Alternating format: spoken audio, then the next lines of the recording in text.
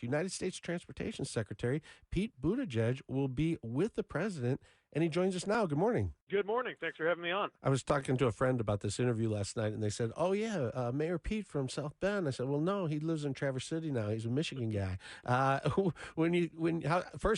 the transition to Michigan going, and what are the concerns Michigan has most when it comes to transportation?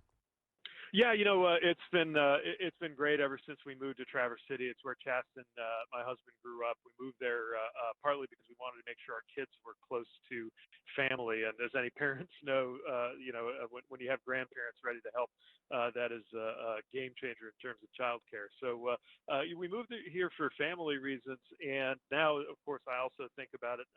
Michigan from a policy perspective. This is a state that has it all. Whether we're talking about the automaking tradition of Detroit or the agricultural tradition in rural areas like around Traverse City where we live, or places like Lansing and Grand Rapids, mid-sized cities that remind me a lot of South Bend where I grew up. You do see a lot of big infrastructure challenges, roads that have needed work for years, airports that need more investment. I understand better than ever now that I live here why Governor Whitmer made fixing the damn roads a big priority, and I'm really proud that we've been able to come in at the federal level in the Biden administration and help states and cities deal with some of those issues. What I see here is a state with a very proud tradition of making things. It benefits from the fact that we're making things again in America, but you also got a lot of families that are really facing the challenges of the 21st century economy, and we've got to invest in a future that's going to create a little more certainty, a little more security, a little more breathing room for families trying to plan the future. Going from mayor to U.S. Transportation Secretary is a big transition. What have you learned as Transportation Secretary about the country that we all need to be aware of? Since taking this job 3.5 years ago, I've visited every state in the country. And when you go across 50 states and you look at transportation needs from, the Hudson Tunnel in New York City to rural Alaskan villages that don't even have roads going to them, you see just how big of a country this is. And yet you also see that there's a lot that Americans have in common no matter where you live. And a lot of it has to do with the fact that your ability to live a good life has to do with being able to get to where you need to be, knowing that you can get to work, knowing that you can affordably get around, knowing that you're going to be safe, whether you're taking a subway or driving or biking or however you go about your day. That's something that all human beings have in common, and I'm proud to get to work on that. There are things I work on now, from commercial space travel to running our Merchant Marine Academy, that are pretty different from what it was like when I was mayor. But then other things, got good, safe roads and streets and good infrastructure and creating jobs that we know. That's not so different from the things that I worked on when I was leading the city that I grew up in into a different kind of economic trajectory. And I spent a lot of time with mayors, as I will today, around Michigan, getting a better sense of what they need. Most importantly, how we can use all of the tools and resources of the federal government to help local communities get things done. We've got about 60,000 transportation projects going on around the country, and what they have in common is not one of those was actually invented or created at our headquarters in Washington, D.C. They're all projects that came up through the cities, through the towns, through the states.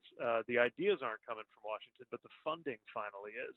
And that's really where we try to keep our focus.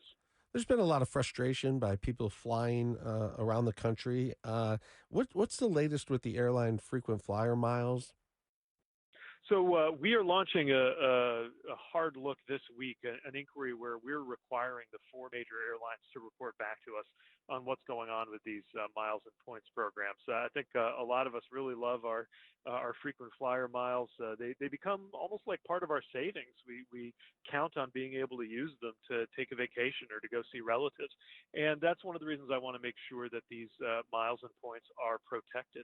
We're hearing a lot of stories about airlines changing the value of your miles, devaluing them, making them hard to redeem, or charging fees when you try to transfer them. Just a lot of practices we want to make sure we understand, because, again, this is a really important part of a lot of families' plans and savings.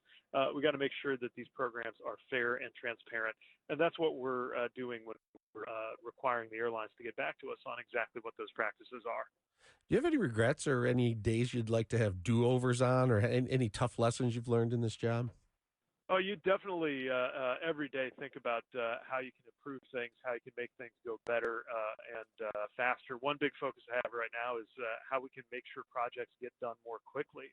America has long struggled with big projects that come in on time and on budget, and there's a lot of steps we're taking to try to improve the track record of our country's infrastructure on that.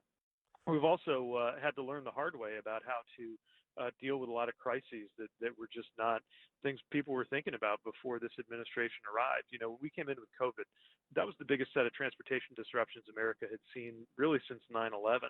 And that meant having to really change and adapt the way we do business on everything from ports and supply chains to how we interact with our airlines. So, yeah, every day you learn something new, but that's part of what makes this such an exciting job. We appreciate your time. Final question. So what needs to be done next, and how are we able to afford it with a $35 trillion deficit? Well, what we really have to do is make sure that we continue growing our economy and that we have responsible ways of getting revenue. Look, you can't get something for nothing. When we are investing in our future, fixing our ports, building new roads and bridges, you do have to pay for that. And that's part of why the administration's been really focused on making sure that corporations and the wealthy pay their fair share. The last administration was very focused on tax cuts for the wealthy. We have a different view. We think that billionaires ought to pay the same or more as anybody else. It just doesn't make sense to live in a country where a school teacher is paying more percent of their income in taxes than a billionaire. And the president's been setting out to change that.